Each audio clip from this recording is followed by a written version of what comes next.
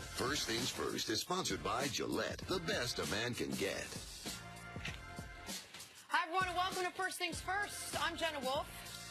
That is the Hall of Famer Chris Carter. This guy over here, that is Nick Rice. Good morning, everyone. Nice to see you, Nick. We got to spend an extended day together yesterday doing a little marketing photo stuff for the show that the audience will see at some point. We're going to do that again today. I put a picture of it. Do you see it? You don't follow me on Instagram. I don't have an Instagram account. On Instagram.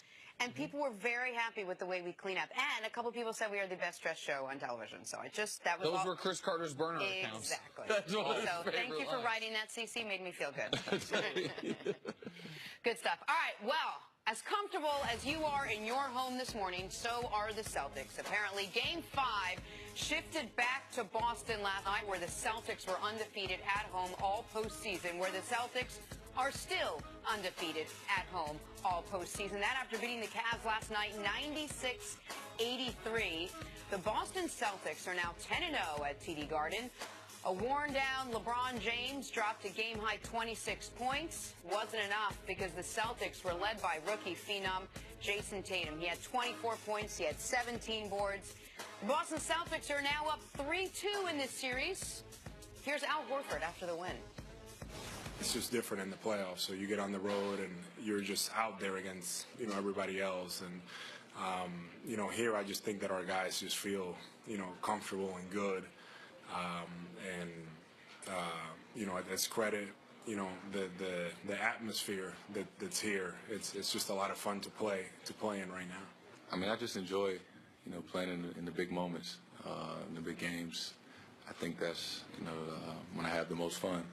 When things are on the line, and a lot of guys stepped up tonight, and I can't say it enough. With one win away from going to the finals, especially after everything we've been through. Now that's a playoff chain. I didn't know the difference between the regular season and the playoff chain. That is the playoff chain. CC, you watched the game. How were the Celtics able to beat the Cavs last night? Well, for one, I think it's easy for me to see that as a team, the Celtics are a lot better team than the Cavs. And they have more things that they can go to. They have Jaylen Brown and Tatum. Either one of them can get off at any point in the game. They have Horford, who is far more aggressive. The adjustment, Brad Stevens, what is he going to do? He did two things, put Baines into the starting lineup. People say, well, he only scored 6 points. The energy that he brought and those points early, it really helped them get off to a fast start. What else were they going to do when they got LeBron, especially against Rozier and others? They were going to front LeBron no matter where he was. So you'd have to throw a high pass over, which would take time, and they were going to double team on the throw. So those are the two adjustments that they made. Making shots in the NBA is very, very important, and how they shot the ball behind the three-point line early. Those were the biggest differences. The other subplots, the backcourt of the Cavs being terrible. I mean, J.R. Smith, of all four teams left, all right, there's 5 starters on each team. J.R. Smith is the worst starter of all the finals teams left. And last night was just even more evidence, all right? As Nick would say, man, right now I think JR washed up. Like, because he only looks a shell of himself when they won the championship a couple years ago, and the JR that we even seen last year. So those are the things that I thought led the Celtics to the victory in game number 5. To your point on JR, just to build off it, I'll go further. JR would not be in the rotation for any of the other 3 finals teams. Like, who's JR taking minutes from on Houston? Who's he taking minutes from on Golden State? Like, amazingly, you got more faith in Swaggy P than you do J.R. Smith right now for Golden State. He's certainly not taking minutes from anyone on Boston. But J.R. wasn't the reason they lost. He was part of the overall problem, which was there were 2 things going on yesterday. Because the Cavs, amazingly, defense wasn't bad. It was bad in the first quarter and then kept them in the game. They were even in the fourth quarter. They got 4 consecutive stops, but on the other end had 4 consecutive misses, and then 2 turnovers followed that up. Defense was fine. What happened yesterday was LeBron had a mediocre game by his standards, probably a subpar game by his standards, and everyone else was horrible. Kevin Love had 10 first-quarter points for the rest of the way. The 4 non-LeBron starters after the first quarter had 13 points in 67 minutes of action. George Hill and JR both make one shot. Ty Lue, who I was giving credit to with the adjustments he made.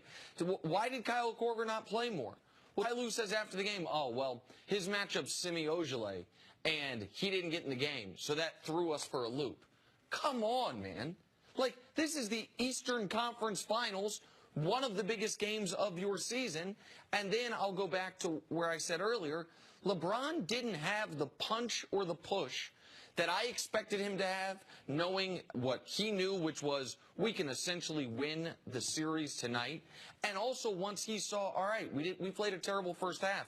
We're only down 11. They cut it under 10 multiple times in the second half, and it's not like LeBron was saving up something to try to have a closing kick. He just didn't have it last night. Now, he still gave you 26. He's led his team in points, rebounds, and assists, but that wasn't enough for what they needed yesterday. You said yesterday this was not a must-win for the Cavs. It was a must-win for Boston. Yes. Can you talk about Jason Tatum and how impressive it was that he came out the way he did after having sort of a little bit of a subpar last couple of games in Cleveland? Yeah, he played different on the road, but he's been probably their most consistent player through the regular season. He's even upped his scoring. That's one of the most impressive things about the Celtics, what they're doing. Their top three scorers, which have 6 years of NBA experience. Rozier. 6 years. Yeah, Rozier's That's got crazy. 3. Tatum, a rookie, and Jaylen Brown in his second year. Yeah. So that right there, poise, though. The moment wasn't too big for him. Great defense. This is the best defense I've seen Tatum play. So his overall contribution wasn't just that he was shooting the ball, that he was poised, but his ability to play defense, get deflections. I thought this was his most impressive defensive outing. But this is why this is such a missed opportunity for Cleveland. Going into the game, what do you want to do? Hold Boston under 100. They did it. In fact, Boston didn't score more than 23 points in any quarter except for quarter one. What do you want to do? Make sure Terry Rozier still continues on the trend he had in Cleveland, which is not quite unplayable, but problematic for Boston. He was, I think, 3 for 15 in the game, and they were hunting him down on defense. Make sure Al Horford doesn't get off. Horford was good, but he was held to only 4 field goals made. You did all of those things, and you were dominated in that game from start to finish. There were times it looked like Cleveland could make a comeback, but there was no time in that game that Boston was not in full control of it. And it's not because the defense didn't show up. It's not because Boston went unconscious from 3. They did make 13 threes, but they took almost 40 of them. The 6 in the first quarter, though, were a huge difference. Absolutely right. Because it breeds so much confidence as you go into the second half of the game. Halfway through this regular season, I asked both of you guys if it seemed like LeBron was asked to do too much on this team, that eventually would he just get tired and worn down, that physically he's doing a lot, emotionally he's sort of carrying the team, and the answer was a resounding, but that's what he does. He's good at it. He doesn't get tired. It seemed to be in his prime somehow in like year 15. I'll ask you again, in this postseason alone, is he being asked to do too much and just shoulder too much of the load? No, that's who LeBron James is. That's the reason why he's so great. That's why there's a ravine between the best player in the world and the other best players. No, he had a bad day. To me, it looked like more of a respiratory thing. Some days you just can't breathe. To me, he had a hard time getting his breath. That's all part of being an athlete. Some mornings you wake up and you don't have your best stuff. But if he had some type of support, he would have been able to get through this game. But this is what LeBron James, and that's why his career has been so great. He's exceeded all expectations, even when he had the nickname the King and the heir apparent, the kid from Akron, who's going to bring a championship to Cleveland. On the cover of Sports Illustrated, he always exceeds expectations. But last night let you know, in the life of an athlete, can you have a bad day? And yeah, 26, 10, and 5. That's His bad day, and that is the burden. And I will not give LeBron a pass this morning, because I can't sit on television and say not only is he clearly the best player in the world, but he's the best player ever, and then hold him to a regular superstar standard. I could say, listen, we all thought Chris Paul had a pretty damn good Game 4 for the Rockets. He had 27, 2, and 4. We all think LeBron played really poorly. He had 26, 10, and 5. But that's fair.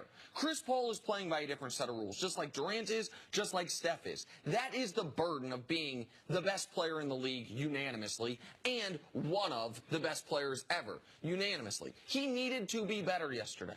Period, point blank. He looked winded. The respiratory thing's interesting, see, because I hadn't thought of that. I hadn't experienced it, obviously. Well, you he could looked see him winded early. Well, you could see the way he was breathing. Very seldom you ever see LeBron doubled over with his hands on his knees. A lot of times as a coach, you look at players on film and they train you. Watch for the guys that are grabbing their shorts. You know that they're tired. That's when you want to attack them. Also, when he went to the bench, several times he had some type of Kleenex or something that he was blowing his nose. You don't blow your nose in athletic competition unless you're having some type of respiratory or you're having a hard time breathing. That's what I saw. Not as an excuse.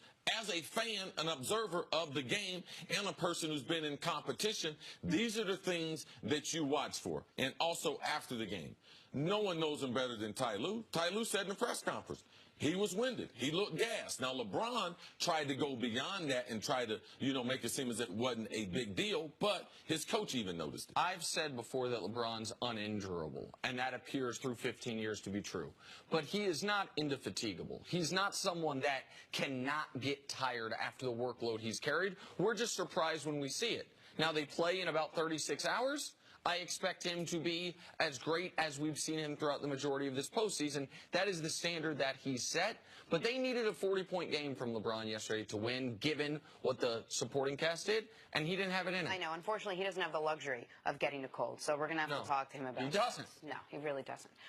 Coming up, a very serious story surrounding Milwaukee Bucks guard Sterling Brown. We'll talk about that next on First.